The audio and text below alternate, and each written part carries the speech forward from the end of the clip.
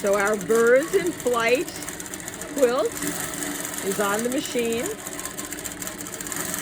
I had to change up the pantograph that I'm using because the one that we picked was going to be not the best. I'll show you the picture of this, but this quilt is so busy